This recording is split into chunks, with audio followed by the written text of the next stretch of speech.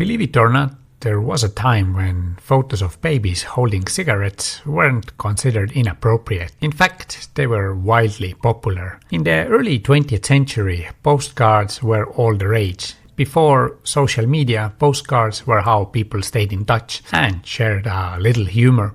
But not just any postcard would do. You needed something unique to stand out in a pile of mail. That's where smoking baby postcards came in. The trend began as a playful form of humor. Society at the time loved seeing babies dressed up like adults, mimicking grown-up behavior. It was a novelty, a way to provoke laughter and charm. In the early 1900s, the health risks of smoking weren't widely understood. In fact, cigarettes were often marketed as healthy, with some doctors recommending them to relieve stress and even respiratory issues. During this time, smoking was fashionable, and cigarettes were seen as a symbol of sophistication and adulthood. So putting a cigar or a cigarette in a baby's hand was seen as funny. It was the contrast between innocence and adulthood that made people laugh. The postcards often featured staged photographs of babies sitting around tables, holding pipes and cigars, with captions like "My first smoke" or "Little man in the making." These cards weren't meant to be taken seriously. They were seen as light-hearted jokes, not endorsements of bad behavior. People loved sending these cards to friends and family, often as a way to bring a smile to someone's face. The cards became a quirky part of